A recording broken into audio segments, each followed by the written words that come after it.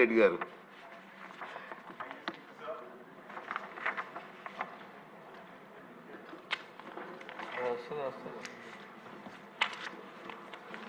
Thank you speaker sir.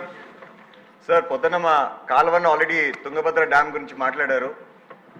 నేనేందంటే కోరేది ఈరోజు మాకు రావాల్సిన వాటా ఏదైతే ఉందో అది రాకోకుండా ఉంది.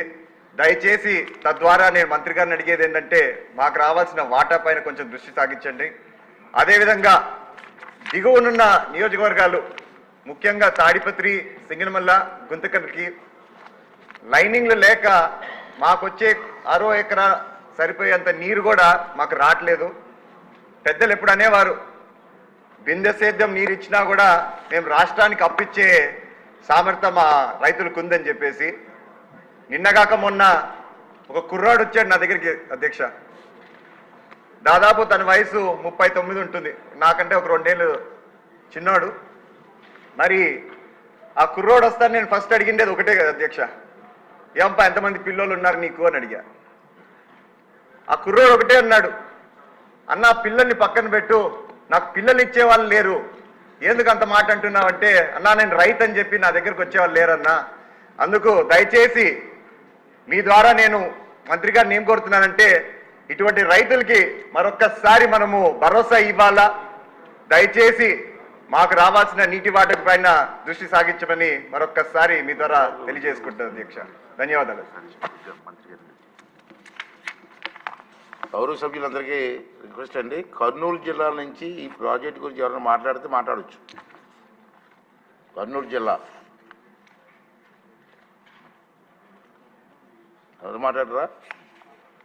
ఓకే, మంత్రి గారు రిప్లై ఇస్తారు. ఈరోజు అయిపోయింది, క్లోజ్. రేపు ఇస్తాం. ధన్యవాదాలు అధ్యక్ష. ఏదైతే గౌరవ సభ్యులు ఇచ్చినటువంటి ఈ యొక్క ప్రాజెక్టుకు సంబంధించి ఏదైతే జయనాగేశ్వర రెడ్డి గారు చెప్పడం జరిగింది, ఏదైతే ఈ యొక్క రాజకీయ కోణంలో అవసరం లేకపోయినా వాటరు మనకి అవైలబిలిటీ లేకపోయినా కూడా ఈ యొక్క మట్టి పనులు చేసేటువంటి ఉద్దేశంతో ఒక 1 మీటర్ పెంచారని, అదేవిధంగా ఎన్ని క్యూసిక్లు నీరు వస్తుందో కూడా క్యాలిక్యులేషన్స్ కూడా లేవని ఏదైతే మరి గౌరవ సభ్యులు ఏదైతే చెప్పడం జరిగిందో, ఖచ్చితంగా దీని మీద పూర్తి స్థాయిలో మనం ఎంక్వైరీ చేసి, అదేవిధంగా ఏదైతే గేట్స్ వాళ్ళు కూడా చెప్పడం ఆందోళన కూడా వ్యక్తం చేయడం జరిగింది. ఇమ్మీడియట్లీ ఇప్పుడు రైనీ సీజన్ స్టార్ట్ అవుతుంది కాబట్టి ఏదైతే ఆ పెండింగ్ గేట్స్ కానీ ఇవి కానీ పూర్తి చేయకపోతే ప్రస్తుతం ఉన్నటువంటి ఆయకట్టు కూడా ఇబ్బంది పడేటువంటి పరిస్థితి ఉందని ఖచ్చితంగా సంబంధిత అధికారులందరికీ కూడా ఎంక్వైరీ చేసి దీని మీద పూర్తి స్థాయిలో విచారణ చేసి ఎవరైతే తప్పు చేశారో వాళ్ళ మీద ఖచ్చితంగా బాధ్యుల మీద చర్యలు తీసుకోవడం జరుగుతుంది. అదేవిధంగా ఆ బ్యాలెన్స్ పనులు ఏవైతే ఉన్నాయో అవి కూడా ఇమ్మీడియట్లీ క్లియర్ చేయడానికి చేస్తామని చెప్పి కూడా మీ ద్వారా గౌరవ సభ్యులకు తెలియజేసుకుంటూ, అదేవిధంగా ఏదైతే మన పార్థసారథి గారు ఆయన కూడా వేదావతి వంటి చిన్న చిన్న ఏదైతే ప్రాజెక్టులు ఏవైతే ఉన్నాయో, మైనర్ ఇరిగేషన్ ఏవైతే ఉన్నాయో వాటిని తీసుకోవడం ద్వారా అటు ఆదోని, ఆలూరు వంటి ఏదైతే వెనుకబడినటువంటి ప్రాంతాలంతటికీ కూడా త్రాగునీరు, సాగునీరు అందుతుందని ఏదైతే చెప్పారో అవి కూడా నోట్ చేసుకోవడం జరిగింది అధ్యక్ష. అవి కూడా డిపార్ట్మెంట్కి పంపించి అవి కూడా రిమార్క్స్ తెచ్చుకుని వాటిని కూడా క్లియర్ చేయడానికి ప్రయత్నం చేస్తామని చెప్పి తెలియజేసుకుంటూ, అదేవిధంగా ఏదైతే కమలాపురం శాసనసభ్యులు ఆయన కూడా కలవకుర్తి మన ప్రాజెక్ట్ ఏదైతే ఉందో దగ్గర అది కూడా 35,000 ఎకరాలకి అందించేటువంటిది. అదేవిధంగా జేసీ గారు కూడా తాడిపత్రి, అదేవిధంగా దాని క్రింద ఉన్నటువంటి ఏదైతే కాన్స్టిట్యున్సీలకు సంబంధించి అత్యంత వెనకబడినటువంటి జిల్లాలు రాయలసీమ దీనికి ప్రాధాన్యత ఇవ్వాలని ఏదైతే వారందరూ కూడా ఇరిగేషన్ కోరడం జరిగిందో ఖచ్చితంగా, ఎందుకంటే తెలుగుదేశం, జనసేన, బీజేపీ, ఎన్డీఏ ప్రభుత్వం యొక్క ముఖ్యం మరి ఏదైతే అత్యంత వెనకబడినటువంటి రాయలసీమ, ఉత్తరాంధ్రకి ప్రాధాన్యత ఇవ్వాలనేదే ఈ ప్రభుత్వం యొక్క లక్ష్యం అధ్యక్ష.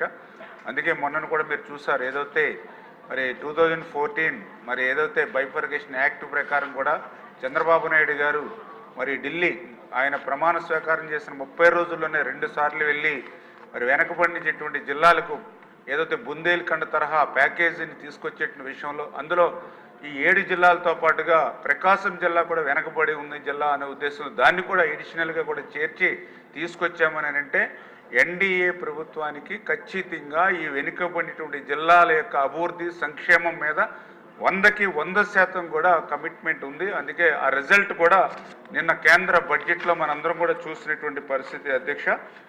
ఏదైతే ఈ ఇరిగేషన్ కూడా, ఎందుకంటే నేను కూడా ఇరిగేషన్ శాఖ మంత్రిగా బాధ్యతలు తీసుకున్న తర్వాత చూసాం, గత 5 సంవత్సరాల జగన్మోహన్ రెడ్డి పాలనలో ఒక రాయలసీమనే కాదు మొత్తం ఆంధ్రప్రదేశ్ రాష్ట్రం అంతా కూడా ఈ యొక్క విధ్వంసానికి, ఒక పోలవరం ఒకటి విధ్వంసానికి గురైందని అనుకుంటూ ఉన్నాం. కానీ పోలవరంతో పాటుగా ప్రతి ప్రాజెక్టు కూడా అధ్యక్ష, ఎందుకంటే నేను మొన్న నెల్లూరు వెళ్తే ఏదైతే సోమశిల, అది కూడా ఎక్కువ 70-80 దశకంలో నిర్మాణం చేసినటువంటి సోమశిల, మరి ఏదైతే 2021లో వచ్చిన వరదలకి దాని ఎప్రాన్ మొత్తం నష్టపోతే 3 సంవత్సరాలైనా 3 రూపాయలు కూడా పెట్టలేనటువంటి స్థితిలో ఆ ఎప్రాన్ నష్టపోతే ప్రాజెక్టు కూడా రేపు నష్టపోయేటువంటి పరిస్థితి అధ్యక్ష. అంటే ఇట్లా ప్రతిదీ కూడా గాలికి వదిలేసినటువంటి పరిస్థితి ప్రతి ప్రాజెక్టులోనూ ప్రతి రిజర్వాయర్లోనూ కూడా కనిపిస్తున్నటువంటి పరిస్థితి అధ్యక్ష. దీనికి గల కారణం ఏంటంటే బడ్జెట్లో కూడా వాళ్ళు కనీసం ప్రాధాన్యత ఇరిగేషన్కి ఇవ్వకపోవడం.